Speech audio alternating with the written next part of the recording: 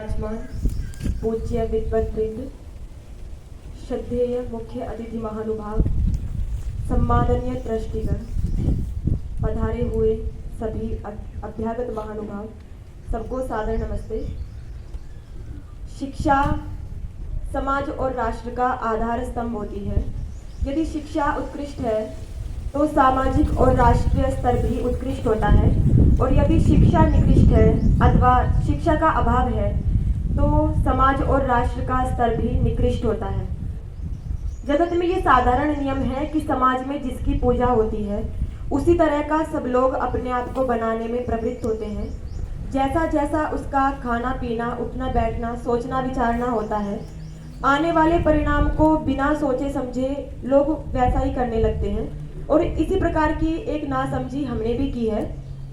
भारत के समूल विनाश जैसे घिनौने उद्देश्यों एवं चालाकियों को न समझ करके हमने पाश्चात्यों का आंख मूंद करके अनुकरण किया और आज भी करते चले जा रहे हैं। पाश्चात्यों का क्या उद्देश्य था, यह हम उन्हीं के शब्दों में जानेंगे। 1857 की क्रांति से पहले ईस्ट इंडिया कंपनी के बोर्ड ऑफ डायरेक्टर्स के चेयरमैन मिस्टर मैंगल्स ने ब्रिटिश पार्लियामेंट में कहा था कि विधाता ने हिंदुस्तान का विशाल साम्राज्य इंग्लैंड के हाथों में इसलिए सौंपा है कि वह ईसा मसीह का झंडा इस देश के एक कोने से दूसरे कोने तक फहराए, और प्रत्येक ईसाई का ये कर्तव्य है कि समस्त भारतीयों को ईसाई बनाने के महान कार्य में पूरी सामर्थ्य से जुट जाए। ऐसी ऐसी शिक्षाओं से शिक्षित होकर के पाश्चात्यों ने अनेक प्रकार के प्रहार भारतीयों और भारत के मूल भारतीय संस्कृति और शिक्षा पर किए। ईसाई पक्षपाती मैक्स मुलर ने वेदों का भाष्य किया। वेदों का भाष्य करने के पीछे उसका क्या उद्देश्य था, यह उसने अपनी पत्नी के नाम लिखे एक पत्र में व्यक्त किया। मैक्स मुलर कहता है कि मेरा यह अनुवाद और संस्करण भारतीयों के भाग्य को दूर तक प्रभावित करेगा। वेद उनके धर्म का मूल है और उन्हें ये दिखा देना कि वह मूल कैसा है। गत 3000 वर्षों में इससे उत्पन्न हुए समस्त प्रभावों को जड़ से उखाड़ फेंकने का एकमात्र उपाय है। और मैक्स मुलर आगे कहता है कि वैदिक सूक्तों की एक बड़ी संख्या ऐसी है जो बच्चों के बातों के समान मूर्खतापूर्ण है, और अनेक सूक्त जटिल, अधम और साधारण है। और मैक्स मुलर के इन प्रयासों की सराहना करते हुए उसके एक मित्र ने पत्र लिखा और कहता है वो कि आपके ये कार्य भारतीयों को ईसाई बनाने की दिशा में नवयुग लाने वाले होंगे। तो ऐसे ऐसे प्रयासों के चलते सभी भारतीय शिक्षण संस्थाएं व्यापक ईसाई प्रभाव में आ चुकी थी, और फ्रेडरिक हॉलिडे ने हाउस ऑफ कॉमन्स के समक्ष अपनी साक्षी देते हुए कहा था कि मेरा विश्वास है इंग्लैंड के किसी भी पब्लिक स्कूल से अधिक कलकत्ते के हिंदू कॉलेज में बाइबल की शिक्षा अधिक है।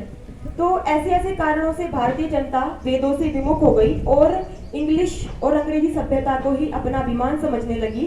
किंतु इसके विपरीत महर्षि स्वामी दयानंद सरस्वती जी महाराज ने वेदों का भाष्य करके वेद विषयक क्रांति की, और मैक्स मुलर भी इस क्रांति से प्रभावित हुए बिना नहीं रहा। उसको भी ये स्वीकार करना पड़ा कि वेद बचकानी बातों का नहीं अपितु ज्ञान विज्ञान का स्रोत है, जिसका उल्लेख उसने अपने ग्रंथों में यत्र तत्र किया हुआ है। तथाकथित ब्राह्मणों, मुगलों और पाश्चात्यों के षड्यंत्रों के कारण वेद केवल मात्र कर्मकांडों और ब्राह्मणों तक ही सीमित रह गया था, और जिसके कारण भारतीय समाज में अनेक कुरीतियां, अव्यवस्थाएं और कुप्रथाएं फैली। आपको ये जानकर आश्चर्य होगा कि ईसाइयों और मुसलमानों की अपेक्षा सनातनी हिंदुओं में बाल विवाह अधिक हुआ करते थे। स्वामी श्रद्धानंद जी महाराज ने मैसूर राज्य के 1921 की जनगणना के अनुसार सनातनी हिंदुओं, ईसाइयों और मुसलमानों के बाल विवाहों की तुलना करते हुए लिखा है हिंदू संगठन नाम की पुस्तक में। स्वामी जी कहते हैं कि 5 वर्ष की आयु से कम जिन बच्चों के विवाह हुए उसमें हिंदू लड़कों की संख्या 75 थी, ईसाई लड़के की एक भी नहीं, और मुस्लिम लड़कों की संख्या 2 थी। इसी प्रकार हिंदू लड़कियों की संख्या 128, ईसाई लड़कियों की संख्या 1 और मुस्लिम लड़कियों की संख्या 2 थी।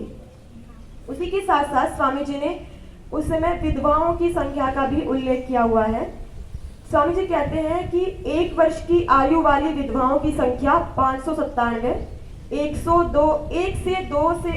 से 2 वर्ष की आयु वाली विधवाओं की संख्या 494, 2 से 3 वर्ष की आयु वाली विधवाओं की संख्या 1257 और इस प्रकार आगे बताया उन्होंने 15 से 20 वर्ष की आयु वाली विधवाओं की संख्या सहित कुल मिलाकर के विधवाओं की संख्या 7,32,248 थी। तो ऐसी भयानक परिस्थितियों में जब सारा समाज बेसुध सो रहा था तो केवल मात्र जाग रहे थे महर्षि स्वामी दयानंद सरस्वती जी महाराज और उनके पश्चात उनके अनुयायी। महर्षि स्वामी दयानंद सरस्वती जी महाराज ने मनुस्मृति के श्लोकों से प्रमाणित किया कि बेमेल विवाह और बाल विवाह नहीं होने चाहिए। त्रीणि वर्षाणि उदीक्षेत कामम आमरणात् तिष्ठेत गृहे इत्यादि श्लोकों से उन्होंने ये बताया कि बेमेल विवाह और बाल विवाह नहीं होने चाहिए, क्योंकि ये माताएं ही राष्ट्र का सर्जन करने वाली हैं, राष्ट्र के भविष्य का सर्जन करती हैं। यदि माताओं का इस तरह से अपमान होता रहा, माताओं की दुर्दशा होती रही, तो राष्ट्र को कोई भी दुर्दशा से नहीं बचा सकता। महर्षि के पश्चात उनके शिष्यों ने शारदा एक्ट बना करके बाल विवाह का जोरदार खंडन किया और एक आंदोलन चलाया। ईस्ट इंडिया कंपनी के असह्य अत्याचारों के कारण भारतीयों ने विद्रोह कर दिया, जिसे हम 1857 की क्रांति के नाम से जानते हैं। इस विद्रोह को शांत करने के लिए 2 अगस्त 1858 में ब्रिटिश पार्लियामेंट में भारत अधिनियम पास किया गया और भारत में ये घोषणा की गई कि अब भारतीयों के साथ कोई भेदभाव नहीं होगा। अंग्रेजी राजा भारतीय राजाओं पर आक्रमण नहीं करेंगे और महारानी विक्टोरिया भारतीयों के साथ वैसा ही व्यवहार करेगी जैसा कि एक माता अपने बच्चों के साथ करती है। और इस घोषणा का प्रभाव भी हुआ। भारतीयों ने विद्रोह को छोड़ करके महारानी की सरकार को सहर्ष स्वीकार कर लिया। ऐसी स्थिति में जब किसी के मन में स्वराज और स्वदेश का विचार तक नहीं आता था, गुलामी के उस भीषण दौर में महर्षि ने अपने क्रांतिकारी ग्रंथ सत्यार्थ प्रकाश के अष्टम समुल्लास में कहा कि कोई कितना भी करे, किंतु जो स्वदेशीय राज्य होता है वही सर्वोपरि उत्तम होता है। यही नहीं, हमारे भारत के समाज सुधारकों ने भी, जैसे राजा राम मोहन राय ने भी भारतीय जनता को यही पढ़ाया कि अंग्रेजी ही सभ्य है, उन्हीं से ही हमको सभ्यता सीखनी चाहिए, उन्होंने ही हमें जीना सिखाया है। किंतु महर्षि ने कहा कि आर्यावर्त देश को छोड़ करके अन्य जो भी देश है वो सब म्लेच्छ देश है, दस्यु देश है, असभ्य देश है। उनमें जो भी कुछ सभ्यता है वो उन्होंने भारतीयों से ही सीखी है। महर्षि केवल मात्र यहीं पर नहीं रुके। महर्षि ने विचारा कि यदि भारत देश अंग्रेजों से मुक्त हो भी जाए तो भी छोटी छोटी रियासतों में बटे होने के कारण राजा पुनः झगड़ा करेंगे और अंग्रेजी आक्रांताओं को अथवा अन्य आक्रांताओं को पुनः अवसर मिलेगा। महर्षि कहते हैं कि जब आपस में भाई भाई लड़ते हैं तो तीसरा विदेशी आकर पंच बन बैठता है। इस कारण उन्होंने वेद भाष्य में उद्घोषणा की कि राजा वंशानुगत नहीं होना चाहिए, वही राजा होने योग्य है जिसे प्रजाजन स्वीकार करे।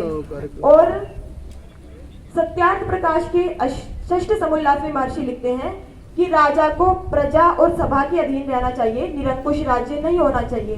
तो इससे पता चलता है कि लोकतंत्र की नींव यदि डाली है तो वो सर्वप्रथम व्यक्ति थे महर्षि स्वामी दयानंद सरस्वती जी महाराज। इसी प्रकार मुगलों और पाश्चात्यों ने जिन हिंदुओं का धर्म परिवर्तन किया था उनको पुनः वैदिक धर्म को स्वीकार करने का अवसर नहीं था, किंतु महर्षि ने कहा कि यदि कोई वैदिक धर्मी किसी के बहकावे में आकर वैदिक धर्म को छोड़ करके अन्य मत में चला जाता है तो उसको वापस पुनः आकर वैदिक धर्मी बनने का अवसर है।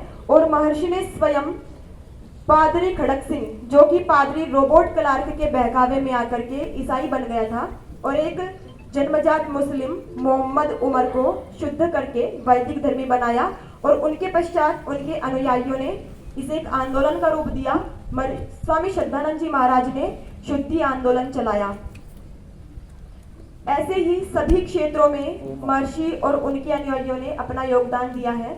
गौ माता की रक्षा के लिए महर्षि ही सर्वप्रथम व्यक्ति थे जिन्होंने रेवाड़ी में प्रथम गौशाला खुलवाई थी।